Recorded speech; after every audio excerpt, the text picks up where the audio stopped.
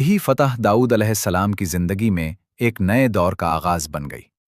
अब इस नौजवान के लिए एक और भी बड़ा सफर इसका मुंतजिर था, यानी बादशाहत। जालूत के जमीन पर गिरने के साथ जो फतह के नारे बुलंद हुए, उन्होंने बनी इसराइल की तकदीर बदल दी। इस वाक़े के बाद दाऊद अलैहिस्सलाम का नाम हर तरफ गूंजने लगा। लोग उन्हें एक हीरो के तौर पर देखने लगे। खुद बादशाह तालूत भी उनकी बहादुरी से मुतासिर था। लेकिन बड़ी फतूहात अक्सर बड़े इम्तिहानात भी साथ लाती हैं, क्योंकि लोग रोशनी को देखकर उसे सराहते तो हैं, मगर बाज़ औक़ात उसे बुझाने की कोशिश भी करते हैं।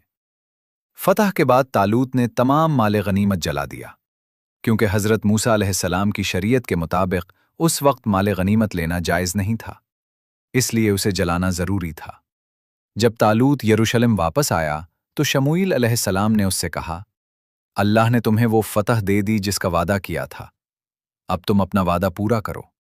चुनाचे तालूत ने अपनी बेटी का निकाह दाऊद अलैहिस्सलाम से कर दिया। इब्तिदा में तालूत दाऊद अलैहिस्सलाम से मोहब्बत से पेश आता रहा और उन्हें अपनी फौज में अहम मकाम दिया। लेकिन वक्त के साथ साथ लोगों की बढ़ती हुई मोहब्बत ने तालूत के दिल में हसद के बीज बो दिए। बनी इसराइल में फैलने वाला एक जुमला उसे रातों को सोने न देता था। तालूत ने हजारों को मारा और दाऊद ने दसियों हजारों को। यही अल्फाज तालूत के दिल में हसद की आग बन गए। उसने दाऊद अलैहिस्सलाम को अपने लिए खतरा समझना शुरू कर दिया और उन्हें रास्ते से हटाने की तदबीरें करने लगा। मगर दाऊद अलैहिस्सलाम हर हाल में अल्लाह की पनाह तलब करते रहे। वो तालूत के गुस्से से बचते रहे और बरसों मुख्तलिफ इलाकों में रहते रहे। आखिरकार जब तालूत का इंतकाल हुआ तो सबकी नज़रें दाऊद अलैहिस्सलाम पर जम गईं। बनी इसराइल ने उन्हें अपना बादशाह बनाना चाहा, क्योंकि उन्होंने अपनी बहादुरी और अदल दोनों से लोगों के दिल जीत लिए थे। यूं एक सादा चरवाहा अब नबी बादशाह बनकर तख्त पर बैठा। दाऊद अलैहिस्सलाम सिर्फ एक जंगजू नहीं थे, बल्कि अदल की अलामत एक बादशाह थे। अपनी हुकूमत में उन्होंने कभी अपनी रियाया पर जुल्म नहीं किया, गरीबों का ख्याल रखा, यतीमों की हिफाजत की और उनकी हुक्मरानी अदल, हिकमत और अल्लाह पर गहरे ईमान पर कायम थी।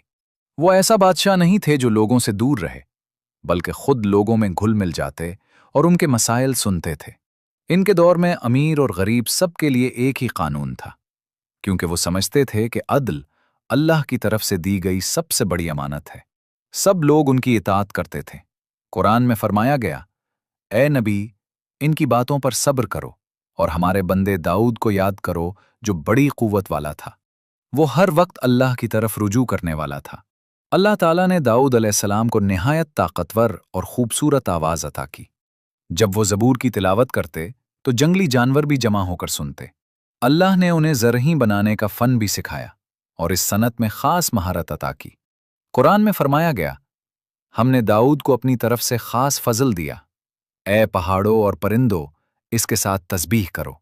और हमने उसके लिए लोहा नर्म कर दिया। कुशादा ज़रही बनाओ और उनके हल्के अंदाजे से रखो। नेक अमल करो, बेशक मैं तुम्हारे आमाल को देख रहा हूं। और हमने उसे ज़रही बनाना सिखाया ताकि वो तुम्हें जंग में महफूज रखें। तो क्या तुम शुक्रगुजार नहीं होगे? दाऊद अलैहिस्सलाम के ज़माने से पहले ज़रही ज़्यादा कारआमद नहीं होती थीं। वो सीधी और चपटी लोहे की तख्तियों से बनाई जाती थीं।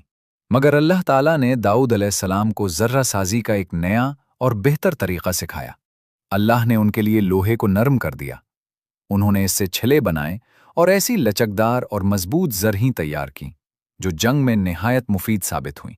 इस तरह दाऊद अलैहिस्सलाम ने न सिर्फ अपनी फ़ौज को दुश्मनों से महफूज किया, बल्कि अपने हाथों की मेहनत से रोज़ी भी कमाई।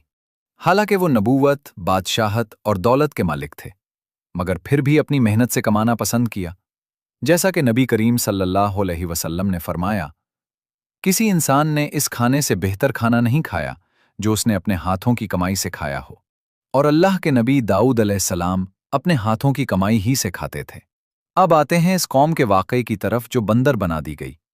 ये असहाबे सबत थे जो मिस्र और मदीना के दरमियान बहर कुलज़म के किनारे वाक़े शहर मदीन में आबाद थे।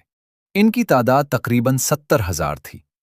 इन पर हफ्ते के दिन यानी स्नेचर को हर किस्म का काम हराम था और वो उसी दिन इबादत के पाबंद थे।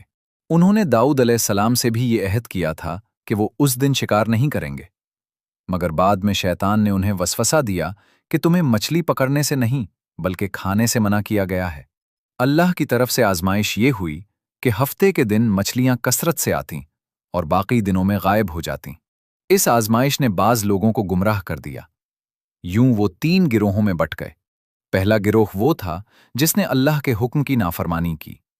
मछलियां पकड़ें, खुद भी खाएं और बेचें भी। वो हफ्ते के दिन जाल डाल देते और इतवार को मछलियां निकाल लेते। दूसरा गिरोह वो था जो खुद तो शिकार में शामिल न हुआ, मगर गुनाह करने वालों को रोकने भी ना गया, खामोश रहा और कोई नसीहत ना की। तीसरा गिरोह वो था जो खुद भी अल्लाह के हुक्म पर कायम रहा और दूसरों को भी मना करता रहा, बल्कि खामोश रहने वालों को भी मलामत करता था। खामोश लोग कहते थे, तुम क्यों ऐसे लोगों को नसीहत करते हो जो वैसे ही हलाक होने वाले हैं? तुम अपनी मेहनत जाया कर रहे हो। तो नसीहत करने वालों ने जवाब दिया, हम ये इसलिए कर रहे हैं बाद में उस तीसरे गिरोह को अंदेशा हुआ कि कहीं अजाब सबको न लपेट ले। चुनाचे उन्होंने एक दीवार बनाकर खुद को अलग कर लिया। फिर एक दिन जब दीवार के उस पार से आवाजें अचानक बंद हो गईं, तो उन्होंने जाकर देखा कि नाफरमान लोग एक ही रात में बंदर बना दिए गए थे। वो चंद दिन तक अपने फर्माबरदार रिश्तेदारों के दरमियान जिल्लत के साथ घूमते रहे और 3 दिन बाद सब हलाक हो गए। इमाम बग़वी रहमहुल्लाह अपनी तफसीर मुआलिमुत तंजील में लिखते हैं कि वो लोग भी बंदर बना दिए गए जो खुद शिकार में शामिल ना थे, मगर गुनाह करने वालों को रोकने से खामोश रहे। और कुरान में इस वाक़े को यूं बयान किया गया है, उनसे इस बस्ती का हाल पूछो जो समंदर के किनारे थी, जब वो हफ्ते के दिन की नाफरमानी करते थे। उनके लिए मछलियां हफ्ते के दिन जाहिर होकर आतीं और दूसरे दिनों में ना आतीं। इसी तरह हमने उनकी नाफरमानी की वजह से उन्हें अमनाइश में डाला। जब उनमें से एक गुरोह ने कहा, तुम ऐसे लोगों को क्यों नसीहत करते हो जिन्हें अल्लाह हलाक करने वाला है या सख्त अजाब देने वाला है? तो नसीहत करने वालों ने जवाब दिया, ताकि हम अपने रब के हुजूर माजूर हों और शायद ये लोग डर जाएं। फिर जब उन्होंने नसीहत को नजरअंदाज कर दिया, तो हमने उन लोगों को बचा लिया जो बुराई से रोकते थे और जालिमों को उनकी नाफरमानी की वजह से सख्त अजाब में पकड़ लिया। फिर जब वो ममनू काम से बाज ना आए और सरकशी पर उतर आए, तो हमने उनसे कहा, जलील बंदर बन जाओ। चूंकि मुसलमान तमाम अंबिया पर ईमान रखते हैं और उनमें फर्क नहीं करते, हत्ता कि हजरत ईसा अलैहिस्सलाम को भी नबी मानते हैं, इस पर यहूदियों ने एक मर्तबा कहा, हम तुम्हारे दीन से बदतर कोई दीन नहीं जानते। इसके जवाब में ये आयत नाजिल हुई, कह दो, क्या मैं तुम्हें इससे भी बदतर अंजाम बताऊं जो अल्लाह के हां सजा के लिहाज से है? वो लोग जिन पर अल्लाह ने लानत की